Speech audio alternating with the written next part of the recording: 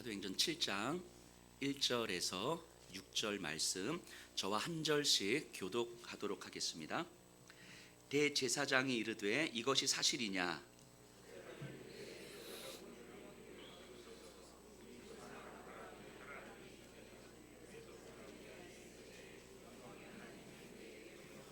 이르시되 내 고향과 친척을 떠나 내가 내게 보일 땅으로 가라 하시니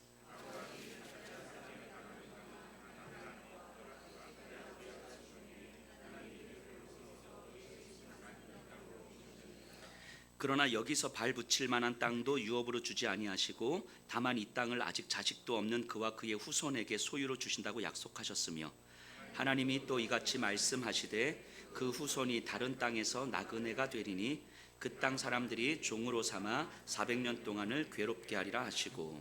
아멘. 자리에 앉아 주시기 바랍니다. 우리 몇 가지 광고 말씀 드리겠습니다. 우리 매일 성경 3, 4호로 아직 구입 못하신 분들 지금 몇 권 남아 있는 것 같아요. 우리 계속 말씀드리지만 큐티는 계속 하셔야 됩니다. 익숙하게 하셔야 돼요. 그냥 단순하게 성경을 읽는 것이 아니라 성경을 깊이 묵상하고 또 고민하고 내 삶에 적용함으로 성경으로 내 삶을 해석해가는 연습을 하는 거예요. 몸으로 직접 하셔야 됩니다. 그리고 우리 자녀들에게는 반드시 큐티를, 우리 자녀가 아직 고등학교를 졸업하지 않았다 그러면 반드시 부모님들이 우리 자녀들과 함께 큐티를 매일 하셔야 돼요. 옆에 앉혀놓고. 그랬을 때 우리 아이들이 말씀으로 생각하는 법을 배우는 거예요. 그러니까 교회 왔다 갔다 하는 법을 배우는 게 아니라 말씀으로 생각하는 법을 배웁니다. 그거 가르쳐 주셔야 되는 거겠죠. 저희가 이렇게 매년 그 고난주간하고 추수감사주일 전주에 이제 특별 새벽 기도회를 해요. 1년에 2번. 근데 작년 11월 달에 예수평학교 2023년에 비전 수련회를 했을 때 그때 많은 성도님들이 관심을 가졌던 것이 2023년도 예수평학교의 중심 과제로 말씀하셨던 것이 가정, 다음 세대를 향한 영적 전수, 신앙의 전수였거든요. 그래서 고민을 하다가 이번 고난주간 특별 새벽 기도회를 우리 지난주 이제 순장 모임에서 순장님들하고 회의를 했는데요. 온가족 특별 새벽 기도회를 하자라고 이야기를 했어요. 그래서 부모님들이 자녀들과 함께 와서 어린 아이들, 뭐 유치부 아이들이든 초등부 아이들이든 청소년 아이들이든 아이들과 함께 와서 부모님이 아이들과 함께 기도하고 예배드리고 기도하는 시간을 갖자라는 이야기를 했습니다. 뭐 그러면 가족이 없는 사람 오지 맙니까? 뭐 이런 거 아니라는 거 아시죠? 같이 오셔서 기도하되 우리가 다음 세대를 위해서 정말 어른들이 함께 기도하는 것. 그래서 아마 어떤 신앙의 열매는 다음 세대일 거예요, 분명히. 그래서 우리 다음 세대를 향한 어른들의 핵심은 본질적인 사역은 사실 교육이잖아요, 교육. 근데 교육의 핵심은 사실은 하나님의 말씀과 믿음일 거고요. 하나님의 말씀과 믿음을 사랑이라는 그릇에 담아서 전달해야 되는 거잖아요. 이게 어른들이 다음 세대를 향한 가장 핵심 과제일 텐데요. 그래서 아마 자녀들과 함께 오셔서 기도하는 시간을 가졌으면 좋겠고요. 그래서 자녀들이 함께 와야 되기 때문에 시간을 이 한 주간만 새벽 예배를 6시에 합니다. 5시 반에는 너무 이를 것 같아서 6시에 하고요. 그리고 또 같이 와서 또 집에 가셔서 뭐 밥 챙겨서 출근하고 아이들 학교 보내시기가 너무 분주하실 것 같아서 우리 권사님들께서 자원해 주셨어요. 그래서 이 한 주간은 권사님들이 아침에 오셔서 식사 준비를 해주시기로 하셨어요. 그래서 6시 예배 드리고 한 6시 30분에서 40분 마치면 간단하게 밥과 국 정도, 김치 정도로 해서 식사하시고 집에 가셔서 바로 이제 출근하시거나 아이들 학교 보내시면 될 것 같아요. 예, 그래서 고난주간 지금부터 우리 가족들의 어떤 기도 제목들을 좀 준비를 하셔서 뭐 가족들의 필요를 위한 기도 제목도 중요하겠지만 그것보다는 우리 가정이 하나님 안에서 어떻게 믿음으로 회복되어야 되는가, 그래도 우리 가정이 어떻게 하나님의 나라가 되어야 되는가를 좀 고민하면서 기도 제목을 좀 이렇게 준비하셔서 특세를 준비하시면 좋겠습니다. 제가 수요 성서학당 때인가 말씀드린 새벽 예배 때인가 우리 자녀들이 여러분들에게 아빠, 엄마, 천국은 어떤 곳이에요? 라고 물어보면 우리 부모님들이 뭐라고 대답하시면 됩니까? 우리 가정과 같을걸? 이렇게 대답해 주시면 되는 거예요. 우리 집과 같을걸? 천국은? 뭐 이렇게. 그래서 아이들이 나 천국 안 가도 되겠구나, 뭐 이런 게 아니잖아요. 천국 가야 되는 거잖아요. 우리 가정이 어떻게 믿음으로 회복되어야 되는가에 대해서 충분하게 기도 제목을 가족들과 함께 만드시고 특세 때까지 좀 준비하셔서 우리 특세 때 함께 기도하시면 좋겠습니다. 우리 남자 소그룹 전체 모임 매주 주일 오후 2시에 있고요. 그리고 남자 성도님들이 3월 마지막 주, 매월 마지막 주 가는 거죠? 그죠? 예, 그래서 등산 간다고 그래요. 3월 25일. 그러니까 지난주 순장 모임 때 저희는 뭐 남전도회 여전도회가 따로 없으니까 순장님들 중에서 남자 대표 순장님, 여자 대표 순장님을 이렇게 선출했거든요. 그래서 남자 대표 순장님에는 우리 전용기 집사님, 그리고 여자 대표 순장님에는 윤정희 집사님이, 그래서 이 사역과 관련해서는 우리 대표 순장님들께 말씀해 주시면 좋을 것 같아요. 그래서 남자 성도님들 등산 가는 거 전용기 집사님께 문의해 주시면 좋겠고요. 새소식반 봄학기가 이제 어제부터 시작됐어요. 12주인데요. 교회 바깥에 있는 아이들에게 복음을 전하는 사역이에요. 어쩌면 교회의 가장 본질적 사역을 원초적으로 보여주는 게 이 새소식반 사역 같아요. 그래서 진짜 지역의 아이들에게 이렇게 전도하고 이렇게 정말 복음을 전하고 영접시키고 뭐 교회를 인도하고 뭐 이런 사역인데요. 지금 선생님들이 이제 어제부터 시작해서 12주 하는데요. 매주 토요일 오후 2시 우리 방주골 공원에서 합니다. 우리 성도님들께서 내가 매주 같이 참여해서 이렇게 하기는 쉽지 않아도 그래 내가 한 번씩은 좀 가서 좀 돕고 싶다. 아니면 간식이라도 내가 한번 사주고 싶다. 이렇게 마음을 좀 모아주시면 우리 새소식반 섬기시는 분들이 또 힘이 날 것 같아요. 어제도 몇 분 성도님들이 같이 또 힘을 모아주셨는데 우리 이재란 집사님께 문의해 주시면 좋겠습니다. 우리 중보기도 모임 계속 진행되고 있어요. 특히 매주 금요 예배 후에 한 10시 반 정도 우리 권사님들 중심으로 중보기도 모임이 이제 새롭게 시작이 됐습니다. 그래서 아마 새벽 1시, 2시까지 기도하시는 것 같아요. 우리 금요일 밤에 기도하길 원하시는 분들은 오시면 같이 기도하실 수 있고요. 교회를 위한 기도입니다. 그리고 예배를 위한 중보기도 1부 예배전, 2부 예배전 중보기도 모임이 있고요. 매주 주일 오후 3시에 우리 다음 세대를 위한 기도 모임이 있어요. 이 자리도 뭐 꼭 내가 매주는 참석 못해도 한 번씩은 오고 싶다 하시는 분들은 언제든지 열린 모임이니까 오셔서 우리 다음 세대 아이들 유치부, 어린이부, 청소년, 청년들을 위한 기도회예요. 같이 기도해 주시면 좋겠습니다. 수요성서학당 계속 진행되고 있습니다. 그리고 상반기 목회 일정에 보면요, 4월 9일이 부활주일이에요. 이 부활주일에 저희가 원래 매년 연초에 말씀 사경회를 하는데 올해는 제가 깜빡했어요. 이제 뭐 의도가 있어서 못한 게 아니고 제가 생각을 못했어요. 그래서 깜빡이 넘어갔는데 2월달 추천도서였을 거예요. 그 작은 자의 하나님이라는 책이 있었거든요. 이 작은 자의 하나님의 저자가 이제 서진교 목사님인데 이 서진교 목사님과 소통하다가 이분을 모셔서 우리 함께 말씀 들으면 성도님들에게 너무 유익하겠다는 생각이 들었어요. 그래서 4월 9일 부활주일 때 서진교 목사님 모셔서 말씀 전해 주실 텐데 좀 고난주간 후라 더 의미가 있을 것 같아요. 기도해 주시면 좋겠습니다. 예, 다른 광고는 주보로 참고해 주시고요. 우리 김영범, 남윤이 우리 가정에 우리 예준이가 태어났는데 지금 50일 좀 넘었죠. 우리 잠깐 우리 예준이 잠깐 앞에 나서 기도 한번 할까요? 우리 첫 나들이 잠깐 오셔요. 앞으로 오셔요. 앞으로. 네. 집에 신방 한번 갔더니 우리 영범 형제가 아기를 너무 잘 봐요. 목욕도 이쪽으로 오세요. 목욕도 너무 잘 시키고 우리 예준이에요. 지금 50 며칠이죠? 56일 된 우리 아이 오늘 첫 나들인데 그래서 우리 성도님들에게 우리 김예준 형제님 또 오늘 이제 등록하시려고요. 우리 예준이 잠깐 제가 기도할게요. 하나님께서 이 귀한 가정에 허락한 우리 예준이 하나님께서 택하여 부르시고 하나님께서 친히 양육자 되심을 믿습니다. 우리 예준이가 이 땅을 살아갈 때에 건강 허락하시고 마음의 건강도 허락하시고 무엇보다 예수를 사랑하며 예수로 설명되는 하나님 예수의 제자가 되기를 주님 간절히 소원합니다. 우리 예준이를 키우는 우리 엄마 아빠 하나님 같은 마음으로 예수님을 전수하고 예수님을 가르치는 엄마 아빠가 되게 해주십시오. 예수님 이름으로 기도합니다.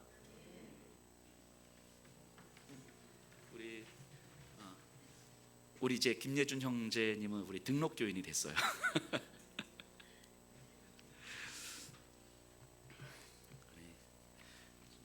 전 아기를 못 안아요. 제가 무서워서. 우리 애기들 비니수아도 애기였을 때 못 안았어요. 이렇게 오. 자, 우리 말씀을 전할게요. 그리고 한 가지 이렇게 이렇게 광고 못한 게 있는데 그 교회 봉사에 보면 설거지 봉사하고 주방 봉사가 있어요. 제가 임의로 좀 하실 수 있는 분들과 이렇게 날짜를 이렇게 정한 거거든요. 날짜를 확인해 주시고요. 다음 주 봉사가 누구인지 확인해 주시고 혹시 이건 얼마든지 조정 가능한 거예요. 확정이 아니기 때문에 혹시 내가 불가능한 날이 있으면 미리 연락 주시면 변경 가능하고요. 그래서 언제든지 조정 가능하니까 확인해 주시고 이건 제가 임의로 한 거기 때문에 연락을 주시면 좋겠습니다. 최근 몇 개월 전부터 저한테 모르는 번호로 메시지가 이제 자주 와요. 그래서 얼마 전에는 이렇게 문자가 왔어요. 목사님 한번 뵙죠. 이렇게 연락이 온 거예요. 모르는 문자로. 그래서 제가 누구십니까? 라고 답변을 보냈더니 뭐라고 답변이 왔냐면 예, 저는 신천지 평택 지부 선교부장 땡땡땡입니다. 이렇게 온 거예요. 그 이름이 뭔지 아세요? 선교부장 이정규입니다. 정규였어. 정규 어디 있어? 정규 지금 들어오네. 그러니까 신천지 평택 지부 선교부장 이정규입니다. 이렇게 연락이 온 거예요. 그게 자주 문자가 와요. 한 몇 개월 전부터. 그러면서 목사님 평택 지역 교회 부흥을 위해서 함께 했으면 좋겠습니다. 뭐 이렇게 연락이 오는 거예요. 신천지가요 예전에는 교회 몰래 침투에 들어와서 이렇게 막 뭐 이렇게 갈등을 일으키고 막 이런 식으로 사역을 했잖아요. 근데 이제는 그렇게 하지 않거든요. 그냥 몰래 하지 않아요. 그냥 대놓고 우리는 신천지다. 우리가 참된 계시의 종교다. 이러면서 자신들의 교리를 막 전도해요.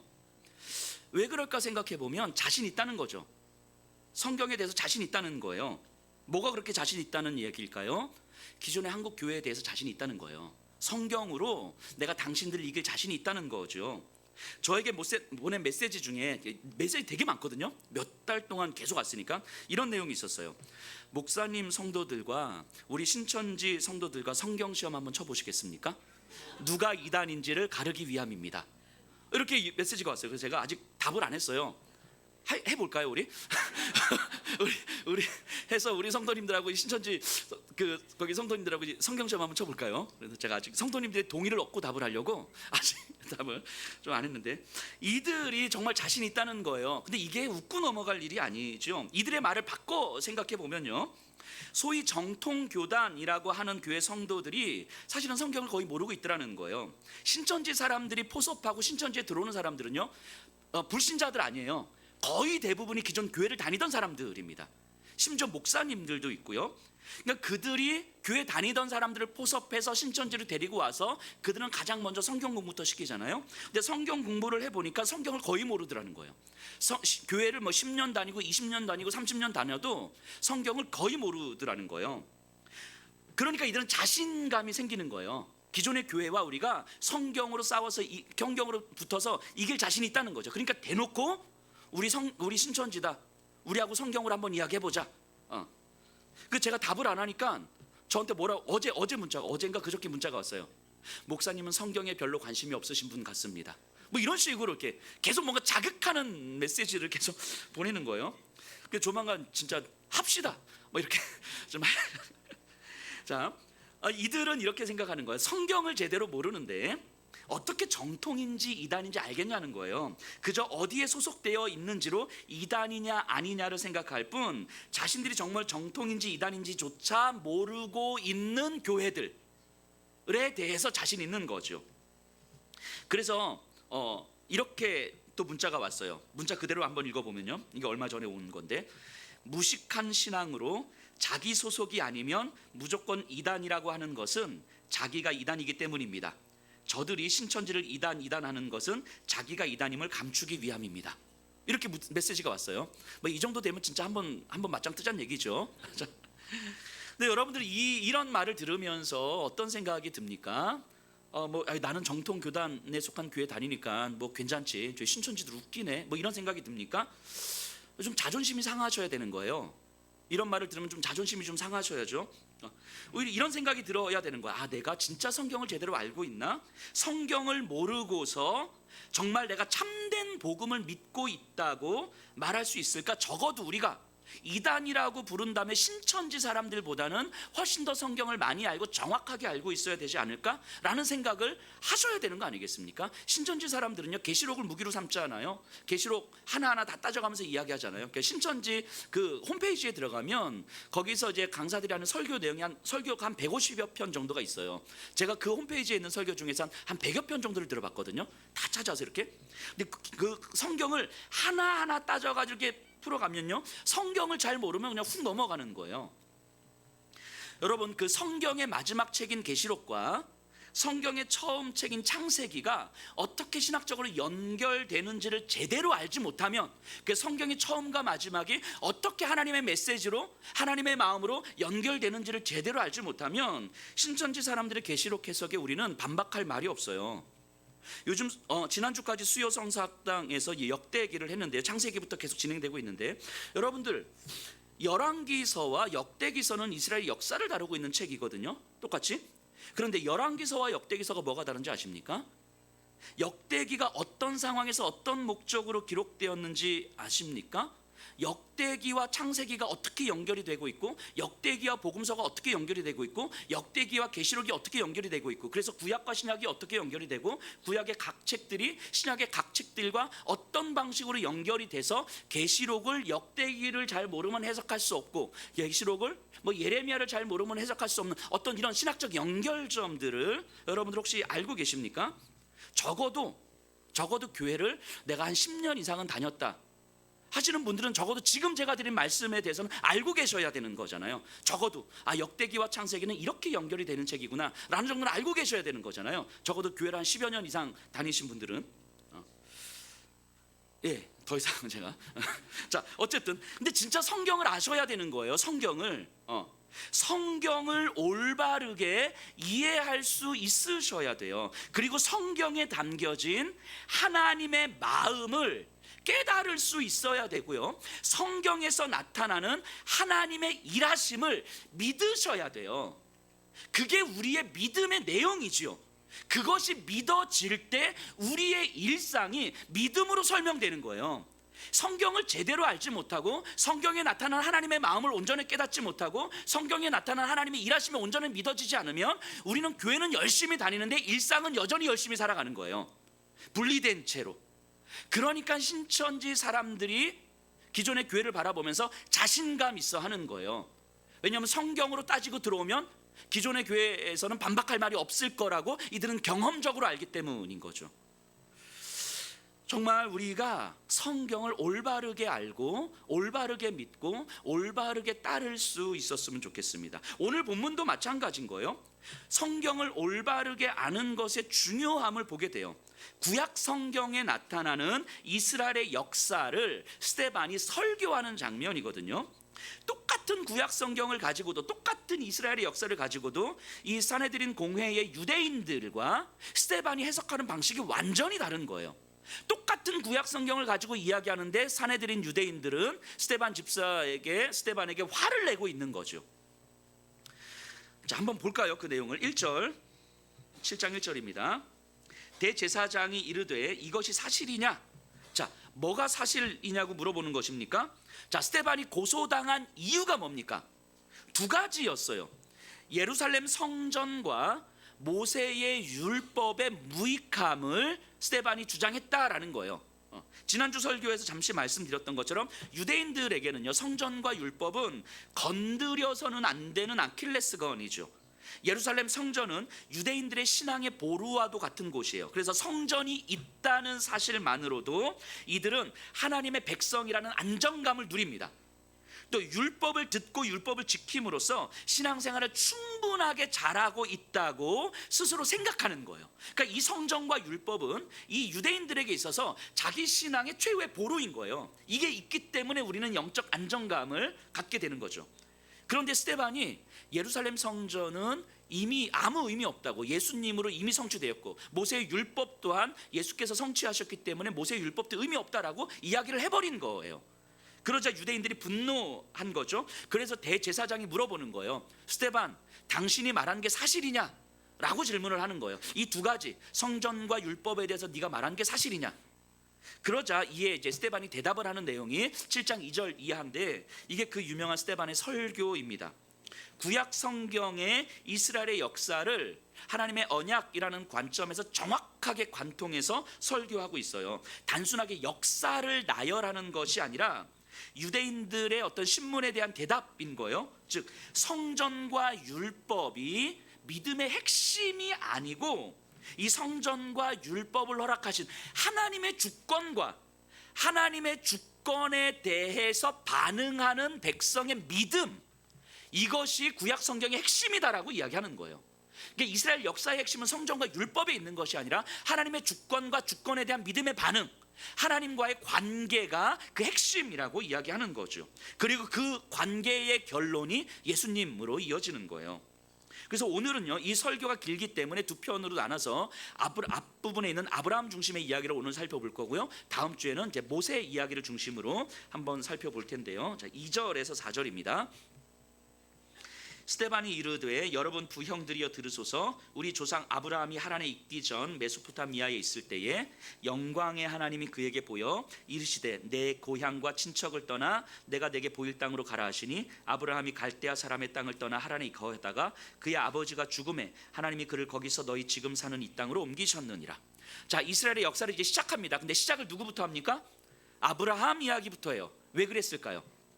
왜 노아 이야기도 있고 아담 이야기도 있고 아니면 야곱 이야기도 있고 모세 이야기도 있는데 왜 아브라함 이야기로부터 스데반은 시작했을까요? 유대인들은 지금 하나님의 택함 받은 이스라엘 자손이 그러니까 아브라함의 자손이 이스라엘 민족이고, 그러니까 자신들은 아브라함의 자손으로서 하나님의 택함을 받은 민족이다라는 생각을 하고 있기 때문인 거예요. 이 사내들인 공회 유대인들의 믿음의 뿌리가 어디에 있다고요? 아브라함에 있다고요. 아브라함. 그래서 스데반이 아브라함부터 시작하는 거예요. 그런데 잘 보세요. 하나님이 아브라함에게 찾아가셔서 아브라함을 택하여 부르셨을 때 그 장소가 어디였습니까? 그 장소가 우리 이 장에 보면 장소가 어디였어요? 예루살렘이었습니까? 아니에요. 이방 땅, 메소포타미아, 바벨론 땅에 바벨론 땅. 그러니까 이방 땅에 바벨론 땅에 살고 있는 아브라함에게 하나님은 찾아가셨고 거기서 하나님은 아브라함에게 말씀하신 거예요. 자, 그리고 아브라함은요, 자기 조상들과 함께 그 이방 땅에서 이방 신을 섬기고 있던 사람들이거든요. 그런데 여호와 하나님이 나타나셔서 하나님의 임재 앞에 완전히 압도된 거예요. 그것을 2절 마지막 부분에 뭐라고 이야기하냐면 메소포타미아에 있을 때에 영광의 하나님이 그에게 보여. 자, 하나님의 영광은요 꼭 예루살렘 성전에서만 나타나는 게 아니라는 거예요. 당신들의 조상이라고 믿고 있는 아브라함에게 나타나신 그 하나님의 영광은 어디서 드러났다고요? 메소포타미아, 바벨론 땅에서 하나님의 영광을 드러내셨다는 거예요. 이방 땅에서. 하나님이 아브라함에게 하셨던 말씀은 뭐겠습니까? 고향과 친척을 떠나서 내가 내게 보일 땅으로 가라 라는 거였어요. 그 말씀에 순종하여 온 곳이 지금 이 예루살렘 가나안 땅인 거예요. 고향과 친척을 떠난다는 걸 오늘날 우리가 이제 이사하는 것 정도로 생각하시면 안 돼요. 당시에는요, 요 아브라함 시대에는 개인이 존재하지 않았던 시대예요. 그러니까 여화녹이라는 사람은요, 여화녹으로 존재하는 것이 아니라 누구의 아들, 누구의 손자, 어떤 가문의 사람, 이렇게 존재하는 거예요. 이 가문을 떠나서 나는 존재할 수가 없는 거예요. 그래서 내 고향과 친척을 떠난다는 건 이 가문이 나를 지켜주고 나를 보호해 주는 것인데 나를 지켜줄 안전장치가 하나도 없는 상태가 된다, 이런 걸 의미하는 거예요. 그래서 이 시대에 가장 불쌍하고 가장 낮은 자를 가 바로 나그네들이에요. 나그네. 자기 고향과 친척을 떠나서 살아가는 사람들, 우리 사실 사회적 약자인 거예요. 자기를 지켜줄 안전장치가 하나도 없는 상태.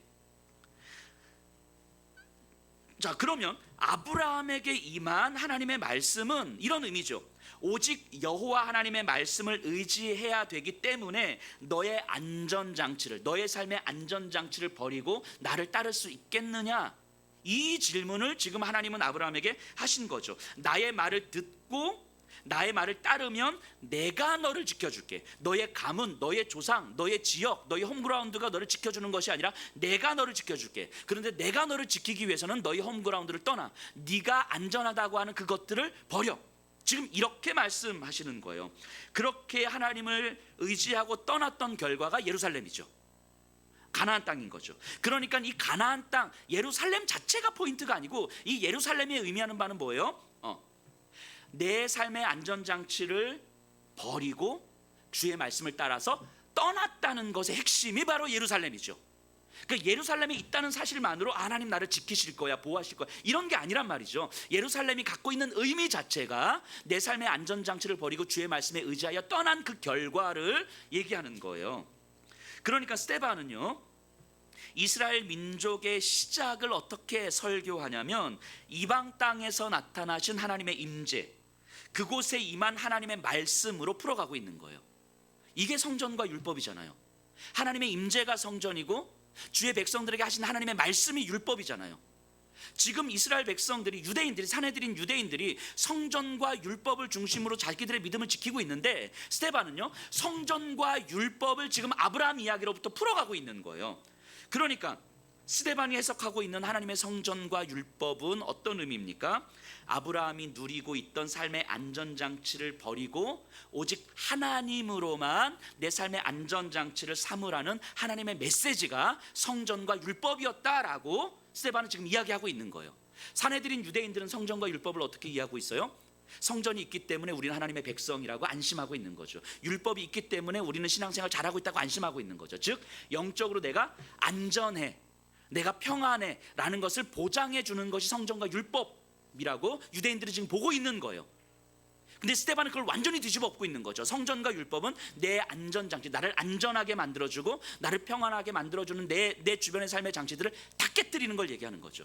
오직 하나님만을 의지하고 오직 하나님의 말씀을 듣고 거기에 내 삶을 거는 것, 이게 성전과 율법이다라고 이야기하고 있는 거죠. 자, 5절 6절이에요. 그러나 여기서 발붙일 만한 땅도 유업으로 주지 아니하시고 다만 이 땅을 아직 자식도 없는 그와 그의 후손에게 소유로 주신다고 약속하셨으며 하나님이 또 이같이 말씀하시되 그 후손이 다른 땅에서 나그네가 되리니 그 땅 사람들이 종으로 삼아 400년 동안을 괴롭게 하리라 하시고, 이제 갈수록 가관인데요. 지금 아브라함이요, 하나님의 말씀에 그렇게 순종하면서 떠났어요. 완전한 믿음의 결단 아니었습니까? 그리고 하나님은 분명 아브라함에게 약속하셨는데 두 가지를 약속하셨거든요. 땅과 자손이에요. 그러니까 아브라함을 통해서 하나님의 나라를 건설해 가실 거예요. 그러려면 이 하나님의 나라를 이룰 만한 백성이 있어야 되고 이 백성이 거할 만한 땅이 있어야 되잖아요. 그래서 자손과 땅을 약속하셨단 말이에요. 그런데요, 우리도 알다시피 아브라함은요, 아브라함 평생에 땅 한 평 갖지 못했어요. 자기 소유의 땅 한 평 갖지 못했습니다. 그리고 단지 하나님은 너의 후손들에게 땅을 줄게 이렇게 약속하셨거든요. 근데 그 후손들이 어떻게 된다고 이야기합니까? 6절에서 너희 후손들에게 땅을 줄 건데 그 후손들은 400년 동안 애굽에 종살이 할 거야.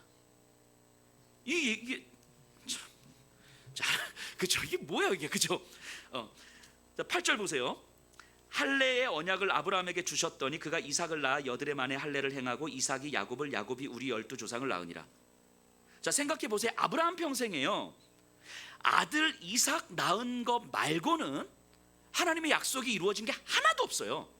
심지어 그 아들 이삭 하나 줬는데 개 하나도 이제 바치라고 죽이라고 이야기를 하시잖아요. 그러면요, 아브라함에게 임한 하나님의 영광이 도대체 뭐가 좋은 거예요? 도대체 뭐가 좋습니까? 도시 문명, 메소포타미아는 완전한 도시 문명이거든요. 그러니까 강남 대치동, 강남 청담동에 살다가 평택 안중, 아니요, 죄송해요, 청담동에 살다가 저기 뭐 시골 이렇게 완전히 메소포타미아는 완전 도시 문명인데 유목민 광야 생활로 부르신 거예요. 아브라함을 완전한 삶의 안전장치, 그 다음에 조상과 친척들 다 떠나서 그곳을 떠나라고 말씀하시고 가나안 땅에 왔지만 평생 정작 자기 소유의 땅은 단 하나도 없었고요.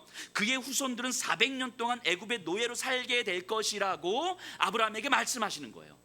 도대체 이게 뭐냔 말이죠. 아브라함에게 임한 그 하나님의 영광이 도대체 뭐예요 이게?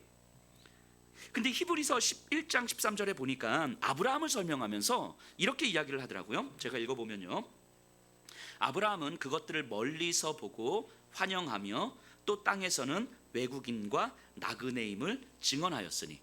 그러니까 아브라함이 어떻게 했었냐면, 지금 당장 내 눈앞에 펼쳐진 건 하나도 없는데 하나님께서 나에게 하신 약속은 하나님께서 반드시 이루어 가실 텐데, 하나님께서 이루어 가시는 하나님의 시간이 있는 거예요. 내 인생에 내 시간은 지금 조급하고 빠듯하고 그래서 불안하고 두려운데, 그 내 평생에 뭐 70, 80 살아가야 되는데, 그런데 하나님은 하나님의 약속을 반드시 이루어 가실 텐데 하나님의 시간이 있을 거라는 거죠. 근데 하나님의 시간은 내 시간하고 다른 거예요. 내 평생에 걸쳐서 하나님의 시간은 경험되지 않을 수도 있지만 반드시 하나님의 시간 안에서 하나님의 약속은 이루어질 거라는 거죠. 그럼 아브라함은요, 멀리 봤다는 거예요. 멀리. 뭘 봤다고요? 내 시간이 아니라 내 인생을 통해서 일하시는 하나님의 시간을 봤다는 거예요. 하나님의 시간을 봤기 때문에, 그걸 소망했기 때문에 지금 이 땅에서 내가 가진 것이 없고 불안하고 그래서 나그네와 같은 삶을 살아가는데 그것도 마땅합니다라고 아브라함은 고백했다는 거예요. 그래서 나그네와 같은 삶을 인내하고 견디는 삶을 살아갔다는 거죠. 뭐 때문에요? 멀리 봤기 때문에, 하나님의 시간을 봤기 때문인 거죠. 자, 내 인생에서 내 시간이 아닌 하나님의 시간을 소망했다는 거예요. 하나님의 말씀은요, 그러니까 지금 당장 내 삶의 문제를 해결해 주거나 나를 안전하게 만들어주는 것이 아니다라는 사실을 아브라함이 알았다는 거예요. 우리가 지금 주일 말씀 들었다고 해서 내가 한 주간 동안, 지난 한 달 동안 고민했던 그 삶의 문제가 딱 해결된, 이런 게 아니다라는 사실을 아브라함은 알았다는 거예요. 땅과 자손을 약속하신 하나님, 하지만 지금 당장 아브라함에게는 단 한 평의 땅도 주어지지 않았지만 하나님의 시간은 여전히 진행 중에 있다는 사실을 아브라함은 봤다는 거예요. 그걸 뭐라고 이야기합니까? 믿음이라고 이야기하는 거예요. 이게 믿음의 내용이라고요. 이게 아브라함의 믿음이라는 거예요. 이후의 역사가 어떻게 진행이 됩니까? 우리가 좀 많이 알고 있는 것처럼 이 야곱, 아브라함의 아들 이삭의 아들 야곱이 12아들을 낳아요. 근데 이 다른 아들들이, 이 11번째 아들인 요셉을 시기해서 애굽의 노예로 팔아요. 이게 이제 스데반 설교의 내용에 있는 거예요. 그리고 이제 아버지 야곱에게 가서 요셉의 들짐승에게 잡혀서 죽었습니다. 그래서 슬픔에서 헤어나지 못하는 삶을 살잖아요. 그런데 엎친 데 덮친 격으로 그 땅에 기근이 일어나요. 먹을 것이 없어지자 야곱과 그의 아들들이 이제 먹을 것이 풍족한 애굽 땅을 보게 되고 애굽 땅으로 가서 먹을 것을 구하러 가는데 거기서 누굴 만나요? 총리가 되어 있는 요셉을 만나는 거예요. 자, 14절 15절. 요셉이 사람을 보내어 그의 아버지 야곱과 온 친족 75사람을 청하였더니 야곱이 애굽으로 내려가 자기와 우리 조상들이 거기서 죽고. 자, 야곱의 입장에서 한번 생각해 보면요, 아브라함에게 하신 약속은 잊혀진 지 오래였고 슬픈 일은 갈수록 더 쌓여만 가고 삶은 점점 더 힘겨워져만 갑니다.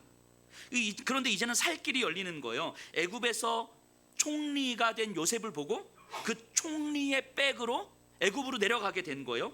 그러니까 요셉이 뭐 꽃가마도 보내주지 않았겠습니까? 우리로 치면 진짜 뭐 리무진, 링컨 아니 에쿠스 벤츠 리무진 이렇게 타고 이렇게 막 누르면 문 열리는 그런 차 타고 이렇게 막 가는 거, 이렇게 꽃가마 타고. 그러니까 얼마나 기뻤을까 싶은 거예요. 얼마 전에 제 친구가 제너시스를 타는데 제가 탔는데 그 차문을 못 열어가지고, 제가 이게 눌러야 문 열리는데 누르는 거 몰라가지고 한참을 헤맸던 기억이 나요. 어쨌든 이 야곱의 입장에서는 이게 얼마나 기뻤겠습니까? 이들은 이 상황이 하나님의 은혜라고 여기지 않았을까요? 하지만 이들 중 누구도 지금 이들이 누리고 있는 이 기쁨이요, 이후 400여 년간의 종살이의 시작이었다는 사실을 아무도 알지 못했을 거예요. 그죠? 지금 당장 눈앞에 펼쳐진 상황에 우리의 시선이 집중되어 있으면 우리의 삶은요, 고난이냐 아니냐, 안전하냐 아니냐, 편하냐 아니냐, 성공이냐 아니냐, 내가 만족하냐 아니냐로 평가받게 돼요. 고난이면 힘들고 안전하면 기쁜 삶이 되는 거죠. 성공하면 기쁘고 그렇지 않으면 힘든 삶이 되는 거예요. 우리의 삶에 집중되어 있으면 이것이 우리의 삶의 기준이 되는 거죠. 우리의 기쁨이 고난의 시작일 수도 있고 우리의 고난이 기쁨의 시작일 수도 있음을 상상하기 어려운 거죠.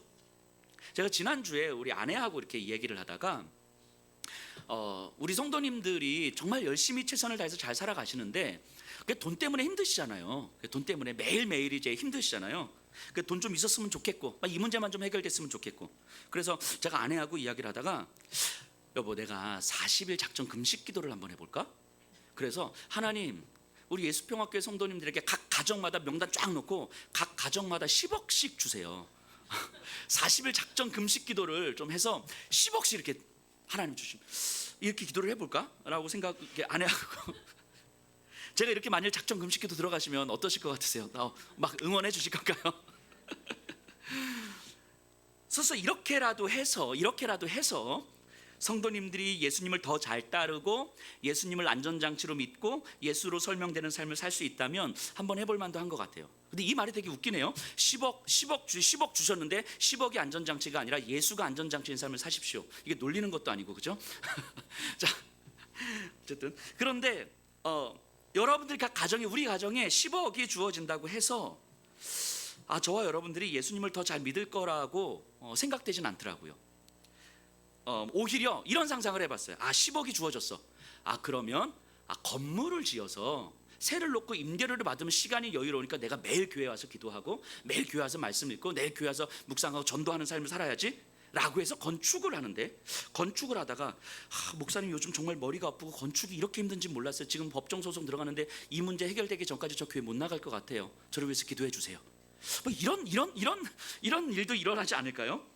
물론 이 자리에 계신 분들은 뭐 그럴 분들은 아니시지만, 그러니까 내 상황이 좋아지는 것이 우리가 예수님을 더 잘 믿는 거라고 생각되진 않아요. 믿음은 내 상황에 집중되어 있는 우리의 시선을 바꿔주는 거예요.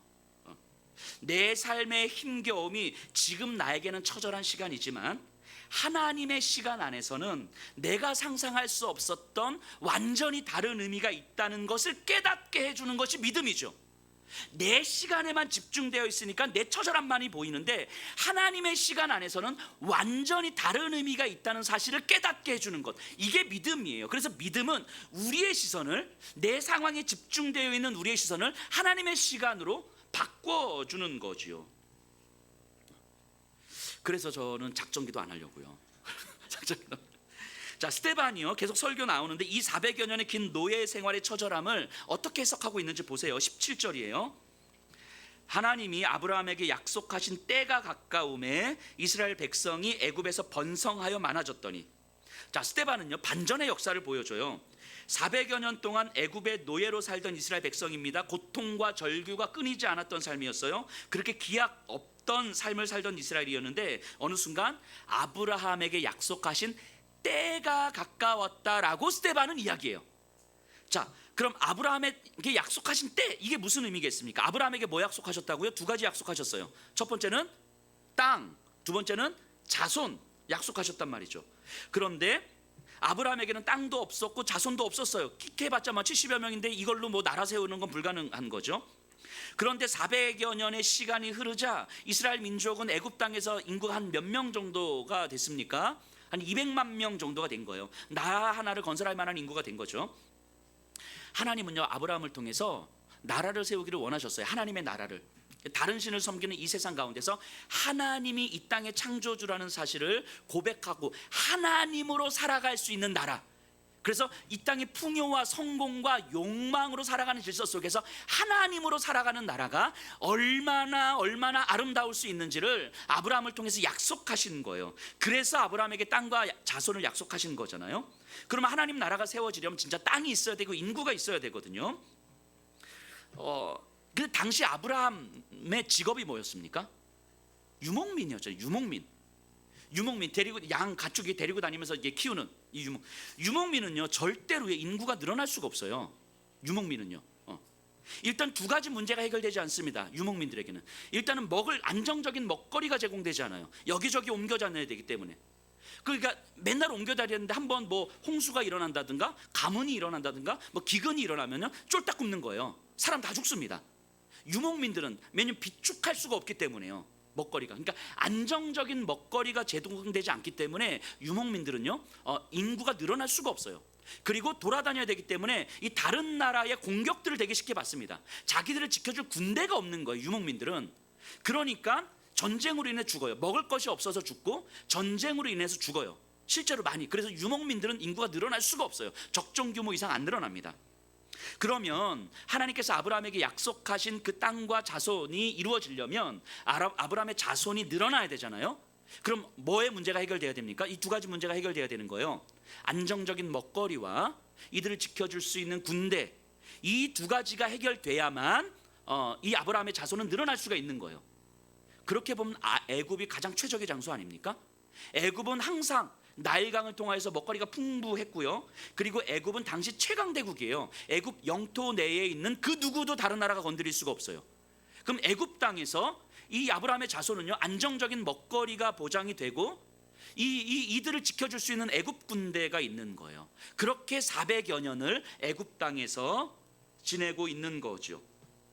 멋모르고 내려갔던 애굽에서 그곳에서 시작된 400여 년간의 노예살이, 그들에게 있어서 처절한 시간들이었겠지만 그 시간은요, 하나님께서 자신의 약속을 성취해 가시는 하나님의 그 시간이었죠. 애굽의 종살이는 하나님의 시간이었던 거예요. 그래서 하나님께서 아브라함에게 약속하신 때가 가까이 왔다는 것은 이제 한 나라를 세울 만한 인구가 준비된 거예요. 자, 그럼 이제 뭐만 있으면 되는 거예요? 땅이 있으면 되잖아요. 그죠? 그래서 하나님이 이스라엘 백성을 애굽에서 데리고 나오는 거예요. 출애굽시켜 주셔서 그 가나안 땅으로 데리고 나오는 거예요. 이제 너희들이 인구가 준비가 됐으니 이제 땅을 줄게. 그래서 출애굽을 시켜 주시는 거라고요. 그러니까 출애굽은요, 아브라함에게 하신 하나님의 약속을 성취해 가시는 하나님의 일인 거예요. 어느 한순간 일어나 얘네들이 힘들어요, 내가 가서 구원해 줄게, 이런 게 아닌 거예요. 얘들이 신음하네, 힘들어하네, 내 백성들이, 내가 응답해 줘야지, 이런 차원이 아니라 긴 시간 아브라함 때부터 하나님 준비해 왔던 일이었고요. 그 400여 년 동안 그 이스라엘 백성들이 신음하고 있는데, 신음하는 이스라엘 백성들과 함께 계시면서 그들의 신음과 함께 신음하시면서 하나님은 하나님의 때를 기다렸던 거예요. 그 하나님의 시간이 있었고, 하나님의 때가 되었을 때에 하나님은 모세라는 사람을 통해서 이스라엘을 애굽에서 데리고 나오시는 거죠. 그 결과가 가나안 땅인 거예요. 예루살렘인 거예요. 그래서 이거를 약속의 땅이라고 이야기하는 거예요. 자, 여기서 이 예루살렘이 약속의 땅이라고 할 때 예루살렘 자체가 포인트가 아니잖아요. 이해되시죠? 스데반이 어디에 초점을 맞추고 설교를 하시는지. 예루살렘 자체가 포인트가 아니라 아브라함에게 하신 하나님의 약속, 그 약속을 아브라함과 이삭과 야곱과 요셉과 이스라엘 후손들과 상관없이 하나님이 얼마나 신실하게 지켜왔었는지, 그 하나님의 신실하심, 그 하나님의 시간, 이거를 지금 스데반은 이야기하고 있는 거예요. 그런데 지금 사내들인 공회의 그 유대인들은 이 가나안 땅 예루살렘에 초점을 맞추고 있는 것이고, 예루살렘에 지어진 성전에 초점을 맞추고 있는 것이고, 얘네들에게 지키라고 주셨던 그 율법 조항 자체에 초점을 맞추고 있는 거죠. 여기에 하나님의 일하심이 있다고 이야기하는 거죠. 그러니까 그들의 이 사내들인 공회의 그 유대인들의 신학을 완전히 똑같은 성경을 가지고 완전히 깨뜨리고 있는 거죠. 스데반은요, 아브라함에게 초점 맞추는 거 아니에요. 예루살렘에 초점을 맞추지 않습니다. 이스라엘 민족의 안전과 평화에 초점을 맞추지 않아요. 스데반은요, 바벨론에도 계셨던 하나님, 애굽에도 계셨던 하나님, 아브라함이 바벨론에 계셨기 때문에 하나님은 거기에 가신 거예요. 이스라엘 민족이 애굽 땅에 있었기 때문에 하나님은 거기에 가신 거라고요. 하나님은 예루살렘이어야 하는 것이 아니라 주의 백성이 있는 그곳에 하나님은 함께 하시고, 그곳에서 하나님은 동행하시고, 그곳에서 하나님은 말씀하시고, 그것이 깨달아졌을 때 그것을 하나님의 영광이라고 이야기하는 거예요. 그곳이 바벨론이든 애굽이든 어디든. 인간들에게는 더디가는 고난의 시간이었을 수 있어요. 아브라함의 평생의 삶을 보면 하나님은 약속하셨지만 사실은 불성실하게 자기에게 아무것도 허락하지 않는 하나님이셨을 수 있어요. 하지만 하나님에게는 하나님의 때를 준비하는 시간이었다고 성경은 이야기하는 거예요. 스데반은 그걸 짚어내고 있는 거죠. 그리고 아브라함도 당장 내 눈앞에 뭐가 없었지만 하나님의 때를 소망하는 하나님의 시간을 볼 수 있었던 믿음이 있었다라고 스데반은 이야기하는 거예요. 그래서 아브라함을 믿음의 조상이라고 이야기하는 거죠. 아브라함이 경험했던 불완전하고 불확실한 삶, 야곱이 경험했던 상실과 굶주림의 삶, 요셉이 경험했던 절망의 삶, 이스라엘 민족이 오랜 시간 견뎌야만 했던 노예의 그 비참한 삶, 이런 시간들이요 결코 가볍다거나 쉬웠다거나 뭐 이런 거 아니에요. 다 하나님의 뜻이 있었지라고 넘어갈 수 있을 만큼 그렇게 가볍지 않아요. 정말 죽을 것 같은 시간이었을 거예요. 그럼에도 불구하고 아브라함과 야곱과 요셉이 경험했던 그 하나님의 시간을 스데반은 정확하게 짚어내고 있는 거예요. 그래서 이스라엘의 역사, 구약 성경은요 인간들의 헌신과 열정의 이야기가 아니라, 얼마나 순종을 잘했느냐의 이야기가 아니라 인간들에게 찾아오신 하나님의 이야기였으며, 그 하나님께 반응하는 인간들의 믿음의 이야기였다는 것을 스데반은 분명히 이해하고 있는 거죠. 그러니까 믿음이란 지금 우리의 일상에서 하나님의 이야기에 반응하는 삶인 거예요. 우리의 일상에 집중되어 있는 우리의 시선에서 하나님의 시간이 지금도 어떻게 흘러가고 있는가, 하나님이 우리에게 무엇을 약속하셨는가, 그 하나님의 약속이 지금 우리에게 어떻게 이루어져 가고 있는가를 볼 수 있는 거예요. 우리에서는 그렇게 바꾸는 거예요. 하나님이 여러분들에게 분명히 약속하셨잖아요. 뭘 약속하셨습니까? 이 땅이 전부가 아니라는 걸 약속하셨고요, 영원한 하나님의 나라가 이미 우리에게 주어졌다는 사실을 약속하셨어요. 그리고 이 땅에서 살 때에 내가 너희를 영원히 어디를 가든지 떠나지 아니하리라 약속하셨잖아요. 그래서 하나님을 구하고 주와 동행하는 삶을 살고 예수로 설명되는 삶을 살기로 간절히 구하고 구하는 자에게 내가 응답하리라라고 말씀하셨잖아요. 두세 사람이 내 이름으로 모이는 곳에 내가 너희와 항상 함께 하리라, 여러분들과 항상 함께 하리라고 약속하셨잖아요. 그러면 하나님은요 그 약속을 지금도 여러분들의 삶의 현장 속에서 이루어가고 계신다는 거예요. 우리에겐 비록 보이지 않을 수 있어요. 돈의 문제 때문에 힘들고, 자녀 문제 때문에 힘들고, 건강의 문제 때문에 힘들고, 그래서 어떤 것도 하나님이 나와 함께 하시지 않는 것처럼 느껴질 수 있지만, 믿음은 우리의 눈을 하나님의 시간으로 바꾸어 주기 때문에 여전히 하나님의 약속을 이루고 계시는 그 하나님의 일하심을 보게 한다는 거예요. 이게 믿음이라고 이야기하는 거예요. 그러니까 스데반의 설교를 듣고 있는 이 유대인들, 성전, 율법, 아니면 우리의 일상 속에서 우리와 함께 계시는 그 하나님이 아니라 교회, 종교 집단, 뭐 이게 종교 중독, 이런 것들에 익숙해져 있는 사람들은 이 스데반의 이야기를 들을 때 마음이 어떠했겠습니까? 이들은 하나님을 믿기 때문에 성전을 중심으로 안전을 누리고 율법을 지킴으로 하나님께 복을 받는다고 생각하는 저 유대인들, 결국 자신들이 확실하다고 여겼던 종교적 장치들, 믿음의 조상 아브라함, 하나님의 임재로서의 성전, 열심의 근거인 율법, 이 모든 것들은 사실은 살아계신 하나님을 대신하는 자신들이 만들어낸 종교적 신념이었구나라는 사실을 스데반은 드러내고 있는 거잖아요.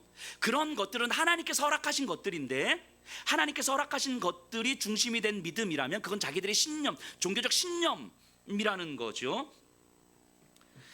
이것을 지금 드러내고 있는 거죠. 그러니까 이들은 분노하고 있는 거 아니겠습니까? 스데반에게. 어쩌면 오늘날 우리의 모습을 좀 보게 하는 것 같아요. 불확실한 현실에서 불안해하고 두려워하고 있다면 우리는 마치 이것이 믿음 없는 것처럼 생각되고 있는 건 아닙니까? 믿음이 있다고 해서 우리가 불안하지 않는 게 아닌 거예요. 믿음이 있다고 해서 우리가 두렵지 않은 게 아닌 거라고요. 우린 주님 나라 갈 때까지 두려워하고 주님 나라 갈 때까지 불안해하는 사람들인 거죠. 하지만 이 불안함을 피하지 않고 끌어안고 걸어갈 수 있는 힘이 믿음인 거죠.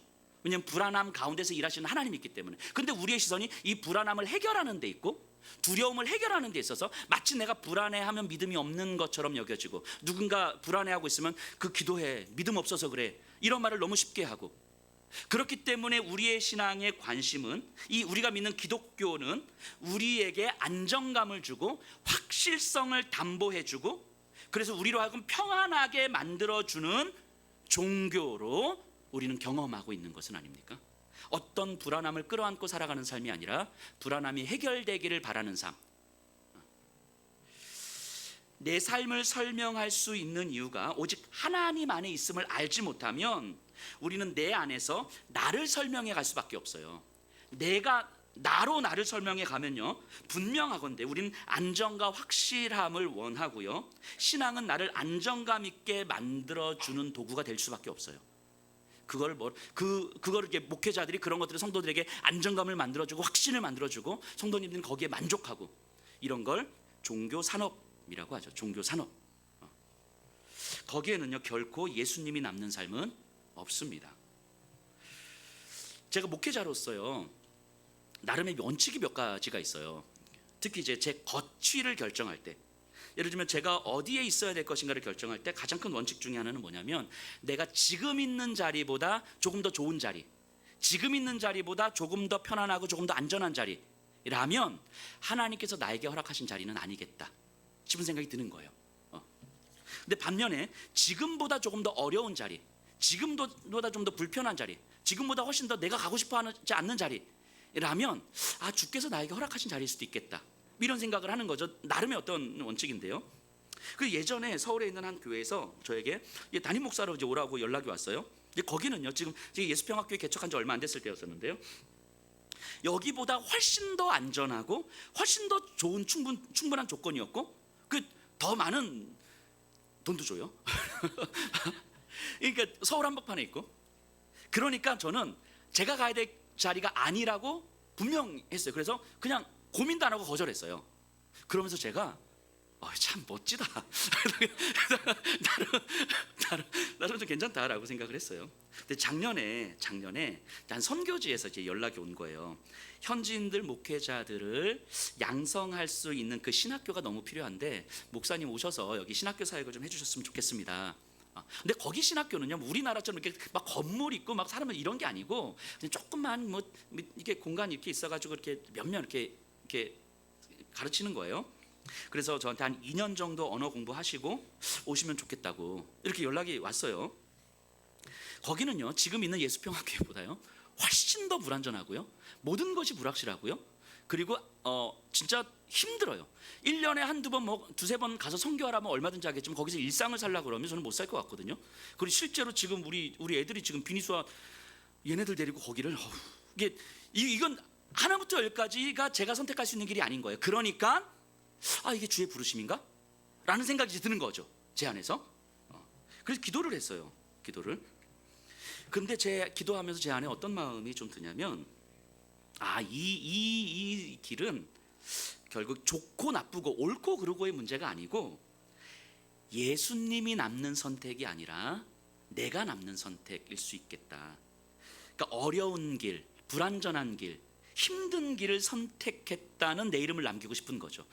저 여목사 어떻게 저렇게 선택할 수 있을까? 지금 대단하다. 이 시대에 그렇지, 저런 목사 필요하지 라는 말을 듣고 싶은 이 욕망들이 꿈틀꿈틀 되는 거죠. 어쩌면 이랬을지도 모르겠어요. 제가 지금 여기서 목회하면서 많은 돈을 벌고 한 10,000명 되는 교회를 할 가능성은 없고, 그러면 돈을 취할 수는 없고 그럼 명예라도 취하자, 뭐 이런 마음이 내 안에 꿈틀꿈틀 되는 것일 수도 모르겠어요. 그러면서 내가 여전히 예수로 채워져서 예수를 사랑하고 예수와 함께 걸으며 예수만 남는 삶을 살기에는 너무 먼 존재구나. 내가 진짜 너무 하찮고 너무 형편없는 존재구나라는 사실을 깨닫고 내가 엄청 회개했어요. 제가 그 선교지에 가는 게 나쁘다가 아니라 적어도 그것을 위해서 고민할 때 내 안에는 내 명예욕이 충분히 꿈틀꿈틀거리고 있음이 발견이 되는 거죠. 그래서 하나님 안에서 제 자신을 다시 보게 되는 거예요. 하나님 안에서 제 자신, 제가 생각하는 여기냐 저기냐가 아니라 하나님 안에서 제 자신을 다시 보는 거죠. 내 안에 어떤 이유, 어떤 원칙, 어떤 조건들이 아니라 오직 하나님 안에 있는 나를 찾아오신 하나님, 나를 하나님 안에 두신 하나님. 그럼 내가 생각하는 그 모든 것들, 내가 판단할 수 있는 그 모든 것들은 다 하나님 안에서 결정되어야 될 텐데, 그럼 그 하나님 안에 있는 제 자신을 다시 보게 되는 거죠. 그러니까 하나님께서 저에게 허락하신 자신 너무 명확한 거예요. 여기 안주홍인 거죠. 하나님께서 이곳에서 교회를 개척하게 하시고 또 성도님들과 복음을 나누게 하시고 성도님들과 함께 예수의 길을 걷게 하신 거죠. 이 지역에서 정말 필요한 예수의 복음을 함께 나누도록 하시는 거예요. 그렇게 하나님께서는 여기를 허락하셨고 이곳에서 이제까지 인도하셨고 또 앞으로도 인도하시지 않을까 싶어요. 그래서 하나님께서 불가항력적으로 저를 몰고 가시지 않는 한 제 선택이 들어갈 수 있다면 하나님께서 저에게 살게 하신 자리는 지금 여기겠구나. 이제 부탁드립니다. 쫓아내지 마세요, 저를. 제가요, 그러면서 제 안에 뭘 발견하게 됐냐면, 제가 하나님의 뜻이라는 이유로 여기저기 찾아다니고 이것저것 생각하고 있는 저를 발견하게 되는 거예요. 이게 하나님의 뜻이겠구나, 저게 하나님의 뜻이겠구나, 여기가 하나님의 뜻이 있는 자리겠구나, 저기가 하나님의 뜻이겠구나. 그런데 하나님은요, 내가 있는 이곳에 나를 만나러 찾아오셨고 나와 함께 계셨고 나에게 말씀하신 거예요. 아브라함이 메소포타미아에 있을 때 아브라함에게 찾아가셨고 아브라함에게 말씀하신 거예요. 애굽 땅에 이스라엘 민족이 있을 때 그들에게 하나님 찾아가신 거예요. 하나님은 지금 내가 있는 여기에서 하나님과 여전히 함께 있기를 바라고 여전히 하나님의 시간을 함께 보내기를 바라는 거예요. 하나님은 여전히 나와 함께 계셨고 앞으로도 계실 것이고 하나님의 시간을 저에게 깨닫게 하실 거예요. 다만 제가 하나님의 말씀에 온전히 반응하기를 갈망할 뿐인 거죠. 이것을 갈망하지 못할 때, 하나님 안에 있는 나를 발견하지 못할 때에 저는 또 제 안에 있는 어떤 말씀이라든 신앙이라든 종교적인 이유로 또 하나님의 뜻을 찾아서 여기저기 또 뭐 가지 않겠습니까? 제가 이렇게 하나님 앞에 그래서 엄청 회개했거든요. 그때 회개하면서 떠올렸던 말씀이 사도행전 20장 24절의 말씀이었어요. 사도 바울이요 3차 전도 여행을 다니고 이제 예루살렘으로 가려고 해요. 그때 밀레도에서 이제 에베소 장로들을 모아서 이렇게 고별 설교를 하거든요. 이때 정말 모든 사람들이 다 바울에게 말립니다. 선생님, 예루살렘으로 가지 마십시오. 예루살렘으로 가면 반드시 죽습니다. 근데 선생님 같은 사람은 이곳에 남아서 교회를 세워야 되지 않겠습니까? 교회가 너무 약하고 목회자들이 필요한데 선생님 같은 분들이 교회를 세워야 되지 않겠습니까? 라고 다 말려요. 그때 바울 선생님이 말씀하시는 내용이 사도행전 20장 24절이거든요. 나의 달려갈 길과 주 예수께 받은 사명, 하나님의 은혜의 복음을 증언하는 일을 마치려 하면은 나의 생명을 조금도 귀한 것으로 여기지 아니하노. 남는 게 잘했다, 가는 게 잘못, 이런 차원이 아닌 거예요. 그 어떤 것도 하나님의 뜻일 수 있어요. 그런데 하나님은 저에게 살게 하신 삶은 이겁니다. 이것도 옳고 저것도 옳을 수 있는데 하나님이 나에게 살게 하신 삶은 이것입니다. 하나님 안에 있는 나를 다시 발견하는데 하나님은 나에게 이렇게 말씀하시고 하나님은 나에게 이렇게 살게 하시고 하나님은 나에게 여기 있기를 원하십니다. 하나님 안에서 자신의 모든 것들을 결정하고 모든 것들을 설명해 가려고 하는 거예요. 그리고 나에게 살게 하시는 그 삶이 사람들에게 인정을 받을 수 있는 삶인지 아니면 많은 돈을 벌 수 있는 삶인지 그것과 상관없이 이것이 하나님 안에서 설명될 수 있는 삶이라면 하나님 그것으로 족합니다. 예수로 채워지고 예수를 더 사랑하고 싶고 그래서 예수 안에서만 살고 싶은 그 바울에게 예수께서 함께 살자고 하신 그 자리에 있겠다는 거예요. 그 자리가 죽는 자리든 고난을 당하는 자리든 손해를 보는 자리든 상관없이 하나님께서 나에게 있으라고 하는 그 자리에, 나를 찾아오신 그 자리에, 나와 동행하기를 원하시는 그 자리에, 하나님으로 설명될 수 있는 그 자리에 내가 있겠다는 거예요. 그것이 하나님의 주권과 그에 대한 믿음의 반응이죠. 그래서 이 사도행전 20장 24절의 말씀을 다시 묵상하면서 제가 하나님 앞에 또 얼마나 회개하고 또 얼마나 반성했는지 몰라요. 제 안에서는 예수로 채워지기를 갈망한다고 생각은 하지만 실제 그 삶보다는 내가 드러내고 싶은 욕망들이 훨씬 더 크다는 것이, 근데 그것을 하나님의 이름을 가지고 계속 내 이름을 드러내려고 하는 이 욕망들이 너무너무 많이 꿈틀거리고 있음을 보게 되는 거죠. 그럼에도 불구하고 저는 다시 믿게 되는 거예요. 나는 이렇게 욕망 덩어리 있고 여전히 하찮은 존재고 정말 말도 안 되는 존재인데 이런 이 시간을 깨닫게 하시는 것조차 하나님의 시간이겠다 싶은 거죠. 나에게 약속하신 그 하나님께서 하나님의 약속을 성취해 가시는 시간이겠다. 그 하나님의 시간에 내가 얼마나 욕망 덩어리인지를 발견하는 과정들이 필요했겠다. 나로 하여금 이렇게 흔들리는 시간들이 필요했겠다. 나로 하여금 이렇게 회개하고 다시 하나님을 바라보게 하는 그 시간들이 필요했겠다라고 생각하게 되는 거죠. 하나님은 이스라엘 민족을요, 그리고 초대교회를 그렇게 이끌어 가신 거예요. 그들이 연약함에도 불구하고 취약함에도 불구하고 그들이 연약함을 직면하게 하심으로 받아들이고 불안한 삶임에도 불구하고 불안을 해결하는 방식이 아니라 불안을 직면하게 하는 방식으로 하나님의 시간을 깨닫게 하심으로 그들을 이끄셨던 거예요. 마찬가지로 예수평화교회도 또 저도 여러분들과 여러분들의 가정도 하나님 그렇게 이끄시지 않겠습니까? 그렇게 이끄시는 하나님의 시간을 우리로 하여금 보게 하기를 원하시지 않을까요? 그 과정에서 필요하면 우리가 무너지기도 하는 거고요, 필요하면 우리가 우리의 욕망 덩어리임을 확인하기도 하는 거고요, 필요하면 우리가 얼마나 하찮은 존재인지를 다시금 보게 하시기도 하는 거죠. 그 시간들이 필요하셨겠죠. 그러면서 우리가 하나님의 시간을 조금 더 잘 볼 수 있도록 하나님 우리를 이끌어 가시는 거 아니겠습니까? 그렇기 때문에 여전히 내 삶은 낭떠러지처럼 불안한 거예요. 여전히 내 삶은 낭떠러지 같은 삶의 불안과 두려움이 나를 휩싸고 있는 거죠. 하지만 내 지내온 삶의 뒤를 돌아보면 하나님께서 함께 하지 않은 적이 단 한 번도 없다는 사실이 우리에겐 고백이 되는 거고요. 또 그것이 고백이 된다면 우리의 지난 삶은 분명 힘들었지만 꽃길이었음이 분명하겠구나. 그리고 또 앞을 보면 여전히 낭떠러지고 여전히 불안하죠. 하지만 이 시간이 지나면 또 꽃길이었음을 고백할 걸 알기 때문에 타협하지 않고 이 불안함을 회피하지 않고 다른 길로 가지 않고 이 불안한 삶을 말씀 안에서 묵묵히 걸어가는 거죠. 불안을 해결해가는 삶의 방식이 아니라 불안을 끌어안고 하나님의 시간을 바라보면서 걸어가는 삶의 방식.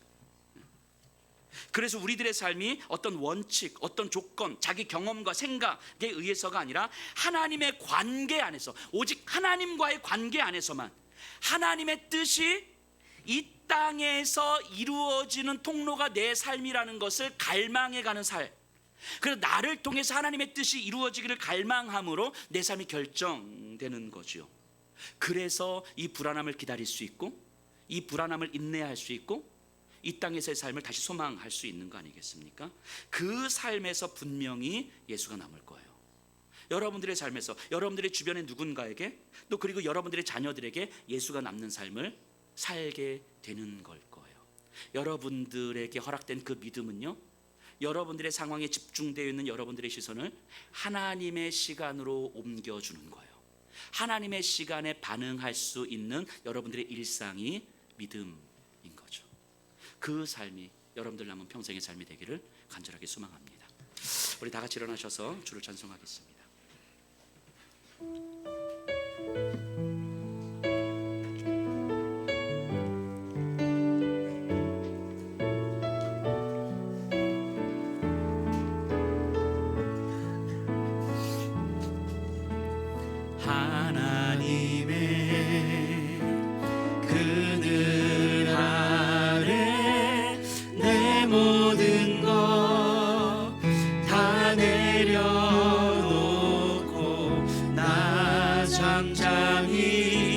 주를 묵상하네. 그 놀라우신 은혜를 끝이 없는 주의 사랑 강물 되어 흘러 내 영혼에 자유함 주시네.